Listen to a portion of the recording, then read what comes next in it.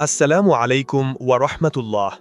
সম্মানিত দর্শক, আপনাদের সবাইকে আমাদের আজকের এই বিশেষ আয়োজনে স্বাগত। আমরা প্রত্যেকেই জীবনের কোনো না কোনো পর্যায়ে এমন এক মুহূর্তের সম্মুখীন হই যখন মনে হয় পায়ের তলার মাটি সরে যাচ্ছে, যখন চারপাশের সব অবলম্বন, সব ভরসার জায়গাগুলো মরীচিকার মতো মিলিয়ে যায়, যখন আপনজনেরা মুখ ফিরিয়ে নেয় আর দুনিয়ার সমস্ত দরজা এক এক করে বন্ধ হয়ে যেতে থাকে। সেই চরম অসহায়ত্বের মুহূর্তে যখন পুরো পৃথিবী আপনার বিরুদ্ধে, তখনও একজন আছেন যিনি আপনার কথা শোনার জন্য অধীর আগ্রহে অপেক্ষা করেন, যিনি আপনার ভাঙা হৃদয়ের আর্তনাদ শোনার জন্য সর্বদা প্রস্তুত। তিনি হলেন আমাদের সৃষ্টিকর্তা, আমাদের প্রতিপালক মহান আল্লাহ সুবহানাহু ওয়া তাআলা। আজকের এই ভিডিওতে আমরা এমন এক দোয়া নিয়ে কথা বলতে যাচ্ছি যা কোনো নির্দিষ্ট শব্দের সমষ্টি নয়, বরং এটি একটি অবস্থা। এটি বান্দার সেই অবস্থা যখন তার হৃদয় গলে চোখের পানি হয়ে গড়িয়ে পড়ে, যখন তার সমস্ত অহংকার, জ্ঞান এবং শক্তি আল্লাহর সামনে তুচ্ছ হয়ে যায়, এবং যখন সে একটি শিশুর মতো অসহায় হয়ে তার প্রভুর সামনে নিজেকে সঁপে দেয়। এটি সেই কান্না ভেজা দোয়া যা আরশের দরজায় করাঘাত করে এবং যা মহান আল্লাহ কখনোই ফিরিয়ে দেন না। ইনশাআল্লাহ এই আলোচনা আমাদের হৃদয়কে নরম করবে, আমাদের চোখকে অশ্রুসিক্ত করবে এবং আমাদের রব, আমাদের সবচেয়ে কাছের বন্ধুর সাথে আমাদের সম্পর্ককে এক নতুন উচ্চতায় পৌঁছে দেবে। প্রথমেই জানব কান্নার পেছনের শক্তি সম্পর্কে। কান্নাকে আমরা সাধারণত দুর্বলতার চিহ্ন হিসেবে দেখি, কিন্তু আল্লাহর সামনে নিজের অসহায়ত্ব আর গুনাহের কথা স্মরণ করে যে কান্না আসে তা দুর্বলতা নয়, বরং তা হল ঈমানের সর্বোচ্চ স্তরগুলোর একটি। এটি হৃদয়ের কোমলতার পরিচায়ক এবং অহংকার চূর্ণ হওয়ার লক্ষণ। যে হৃদয় আল্লাহর ভয়ে কাঁদতে জানে সে হৃদয় কঠিন হতে পারে না। রসুল সাল্লাল্লাহু আলাইহি ওয়াসাল্লাম বলেছেন, সেই চোখকে জাহান্নামের আগুন স্পর্শ করবে না যে চোখ আল্লাহর ভয়ে কাঁদে। সুনানে তিরমিজি, হাদিস নম্বর 1633। চিন্তা করে দেখুন, এক ফোঁটা অশ্রু যা আপনি নির্জনে আপনার রবের জন্য ফেলছেন, তার মূল্য এতটাই বেশি যে তা আপনাকে জাহান্নামের আগুন থেকে রক্ষা করতে পারে। অন্য একটি হাদিসে যা আমাদের সকলেরই জানা, রাসূল সাল্লাল্লাহু আলাইহি ওয়াসাল্লাম বলেছেন, 7 শ্রেণীর ব্যক্তিকে আল্লাহ তাআলা তার আরশের ছায়ায় আশ্রয় দেবেন, যেদিন তার ছায়া ছাড়া আর কোনো ছায়া থাকবে না। সেই 7 শ্রেণীর মধ্যে এক শ্রেণী হল ওই ব্যক্তি যে নির্জনে আল্লাহকে স্মরণ করে আর তার চোখ দুটি অশ্রুতে ভেসে যায়। সহি বুখারী হাদিস নম্বর 660, সহি মুসলিম হাদিস নম্বর 1031। কেনই কান্না এত মূল্যবান? কারণ যখন একজন মানুষ কাঁদে, বিশেষ করে আল্লাহর সামনে, তখন সে তার সবচেয়ে দুর্বল এবং ভঙ্গুর অবস্থায় থাকে। সে স্বীকার করে নেয় যে, হে আল্লাহ, আমি দুর্বল, আমি পাপী, আমি অসহায়, তুমি ছাড়া আমার আর কোনো গতি নেই। এই যে নিজেকে ভেঙে চুরে আল্লাহর সামনে পেশ করা, এই অবস্থাকেই আরবিতে বলা হয় ইনকিসার বা ব্রোকেননেস। আল্লাহ সুবহানাহু ওয়া তাআলার একটি সুন্দর নাম হল আল জাব্বার, যার একটি অর্থ হল যিনি ভাঙা হৃদয়কে জোড়া লাগান। যখন আপনি আপনার ভাঙা হৃদয় নিয়ে তার সামনে উপস্থিত হন, তখন তিনি তার জাব্বার নামের গুণে আপনাকে ফিরিয়ে দিতে পারেন না। এই কান্না দোয়া কবুলের পরিবেশ তৈরি করে। এটি আপনার এবং আল্লাহর মধ্যকার সমস্ত পর্দা সরিয়ে দেয়। এটি কোনো লোক দেখানো কান্না নয়, এটি রিয়া বা প্রদর্শনে ইচ্ছা থেকে সম্পূর্ণ মুক্ত।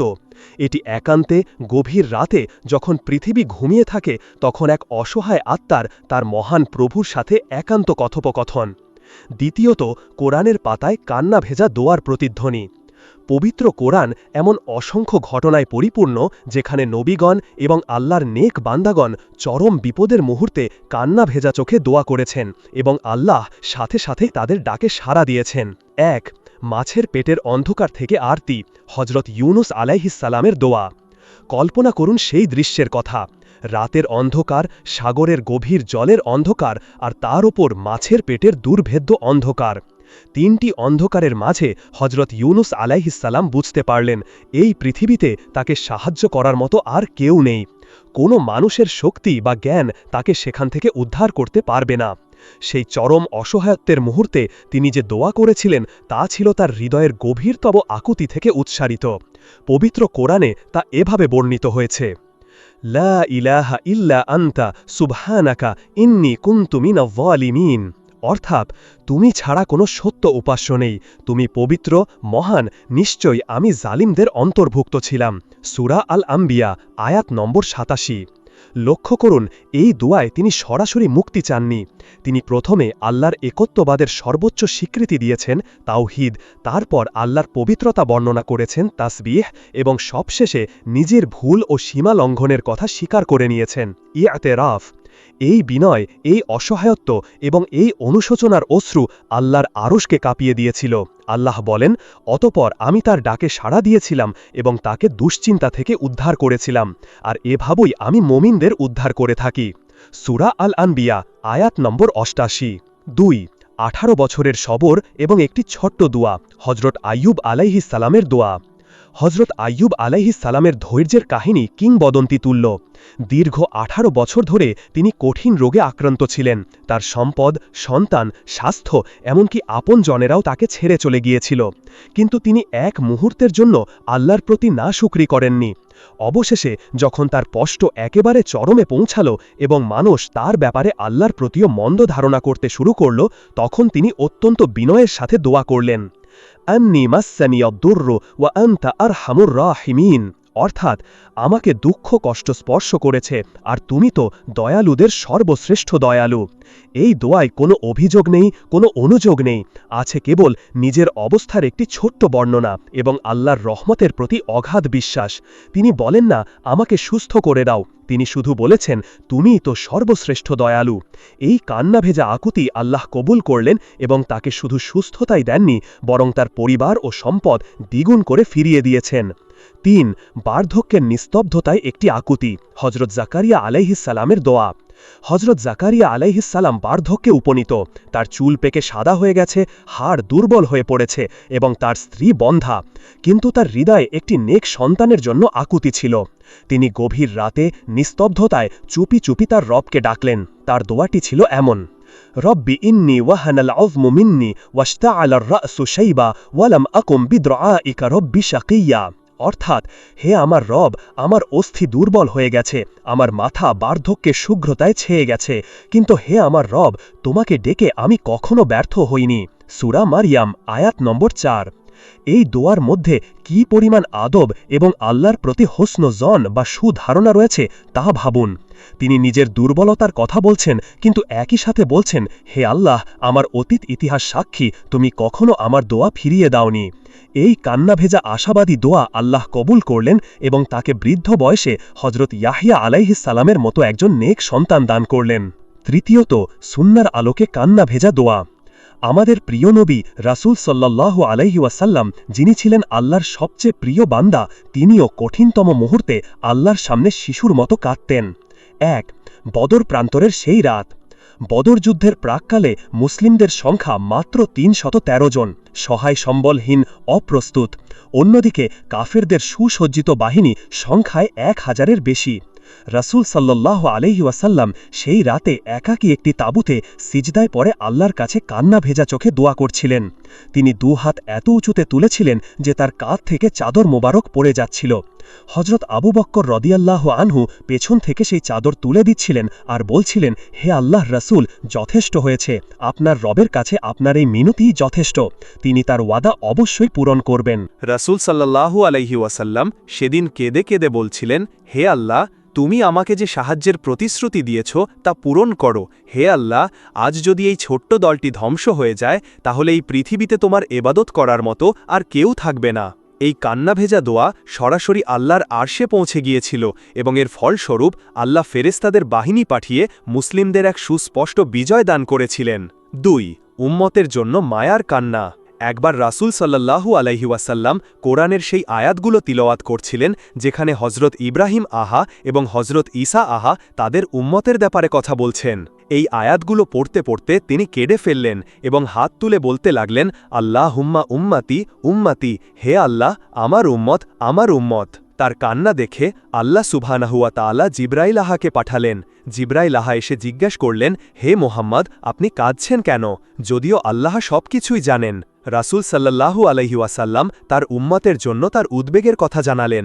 তখন আল্লাহ জিবরাইলাহাকে বলে পাঠালেন, যাও মোহাম্মদকে বলো আমি অবশ্যই তার উম্মতের ব্যাপারে তাকে সন্তুষ্ট করব এবং তাকে কখনো আমি দুঃখ দেব না।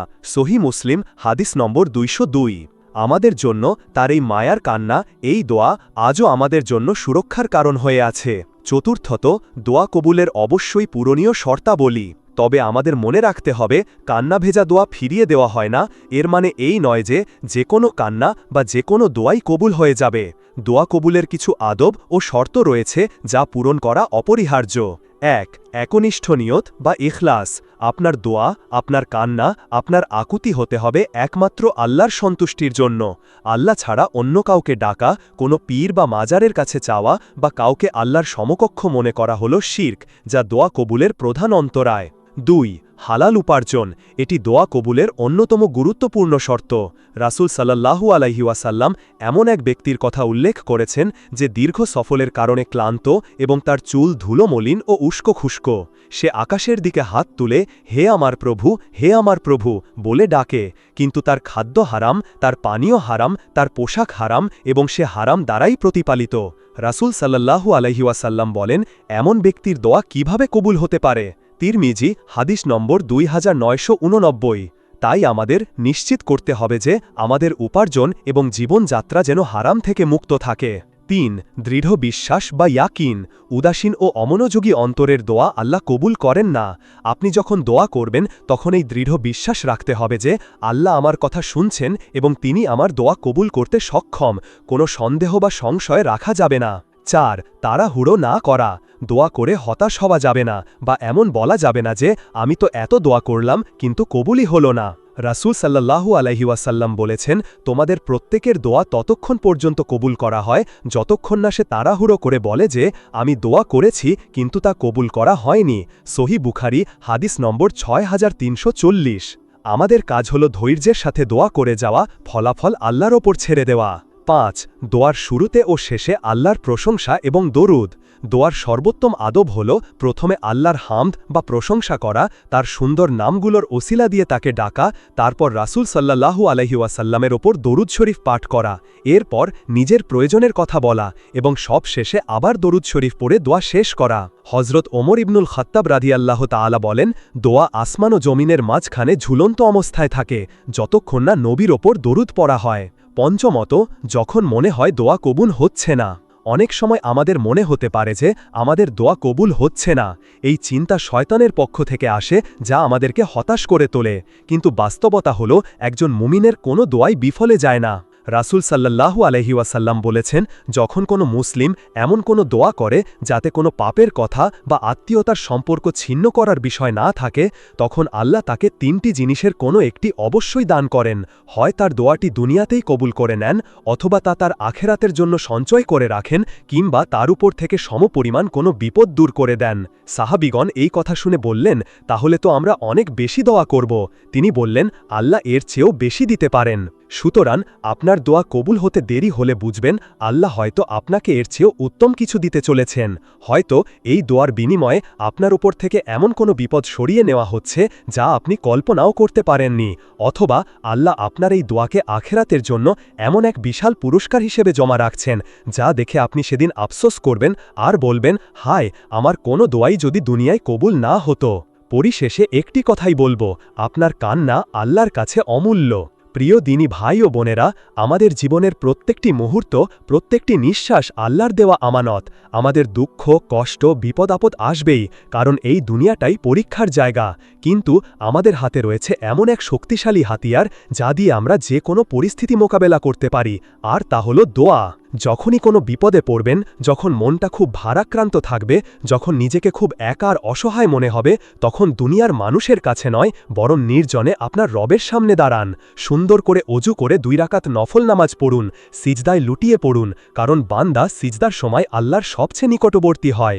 তারপর আপনার সব কষ্ট, সব না পাওয়ার বেদনা, সব ভুলের অনুশোচনা আল্লাহর কাছে বলুন।